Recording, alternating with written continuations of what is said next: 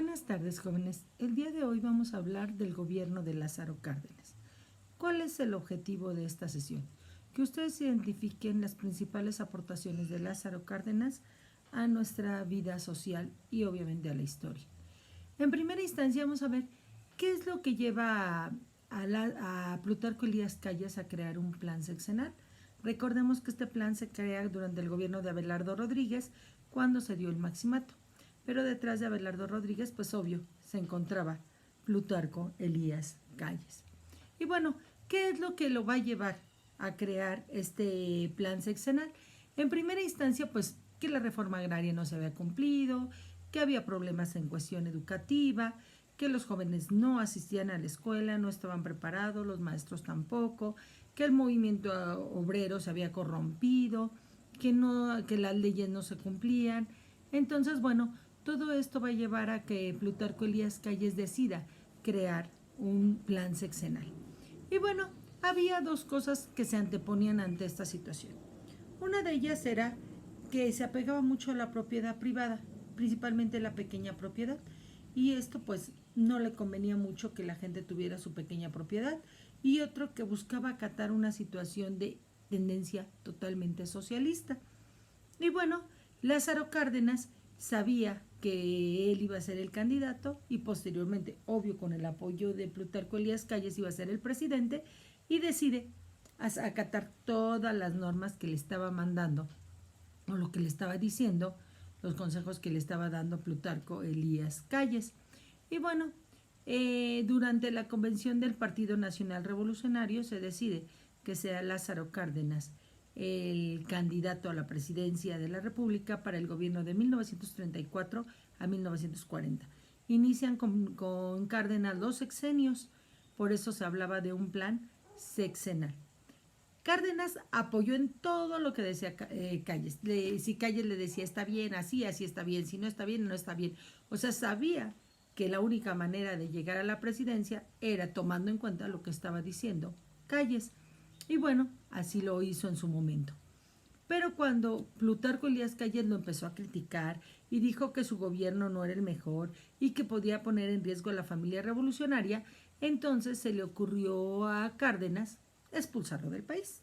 Y en 1936, Cárdenas decide expulsar a Plutarco Elías Calles de México, por considerarlo una persona no grata y además peligrosa para nuestro país.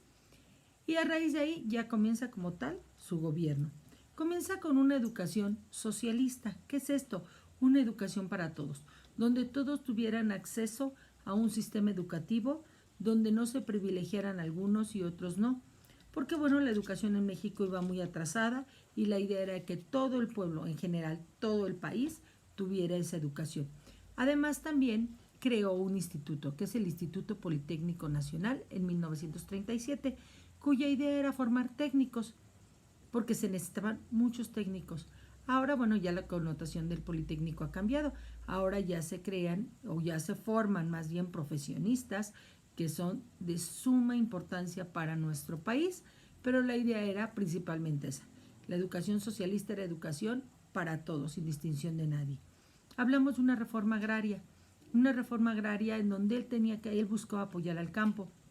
Y en estas condiciones decía que se debía crear un departamento agrario autónomo, que no debían depender del gobierno, y bueno, decide entregar 18 millones de hectáreas de tierras totalmente fértiles, en donde la gente podía sembrar, podía cosechar y podía inclusive vivir del campo.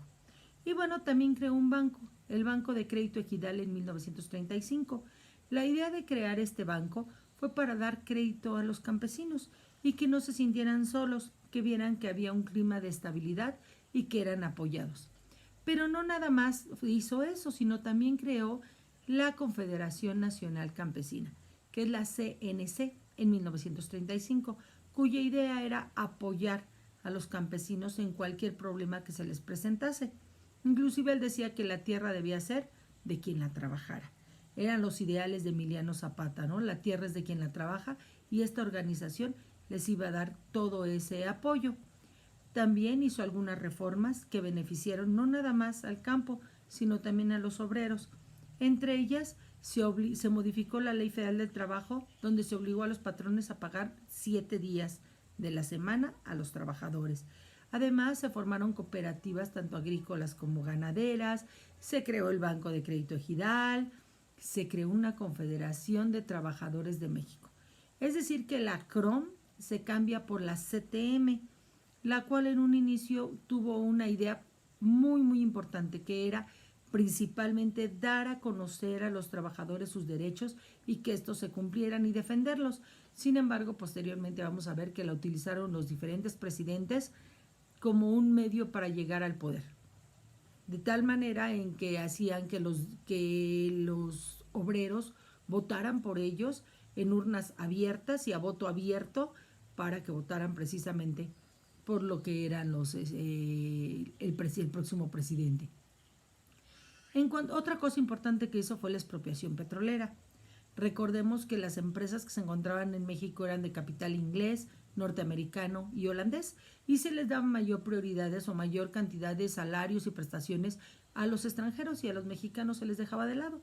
Entonces los mexicanos comenzaron a hacer huelgas, a manifestarse por esta situación, y entonces el gobierno decide que sea la Suprema Corte de Justicia, junto con la Junta Federal de Conciliación y Arbitraje, quien determine qué es lo que va a pasar.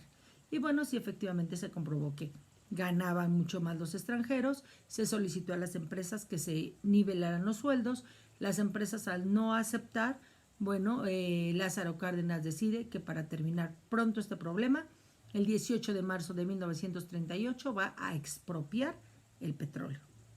Y con esto, bueno, pasa en el artículo 27 constitucional a ser parte de lo que es la nación. De hoy en adelante, el petróleo es de la nación. Ya no van a intervenir las empresas extranjeras.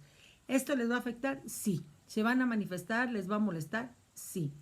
Empresas como la Huasteca Petroleum Company, la Standard Oil, etcétera, se van a fusionar y se va a crear una sola empresa llamada Petróleos Mexicanos, o lo que nosotros conocemos como Pemex. Y bueno, de esta manera el petróleo ahora ya es nuestro, aunque en la actualidad recordemos que durante el gobierno de Peña Nieto se volvió a modificar esta situación y se volvió a regresar a capital extranjero. Y por último, otra cosa muy importante durante el sexenio de Lázaro Cárdenas fue la transformación del Partido Nacional Revolucionario al Partido de la Revolución Mexicana. En este momento, en 1937 empieza todo el proceso y en 1938 ya formalmente se constituye el Partido de la Revolución Mexicana, que va a ubicar donde van a quedar todos los sectores de la población: el popular, el militar, el obrero y el campesino. Lázaro Cárdenas siempre le dio juego a todos los sectores para que ellos tuvieran la posibilidad de ser representados dentro de un organismo y que también pudieran participar en lo que son las elecciones. Bueno, jóvenes, de manera muy general hemos hablado de lo que es el gobierno de Lázaro Cárdenas, las acciones más importantes, sin dejar de lado que también dio asilo político durante la Guerra Civil Española a muchos de los españoles que luego se convirtieron en profesores de las diferentes universidades. También nacionalizó la industria eléctrica como otra de los puntos de lanza de su gobierno, siempre preocupado por la población. Le llamaban Tata Lázaro, precisamente porque lo consideraban como si fuera un papá. Y bueno, pues la población lo quería.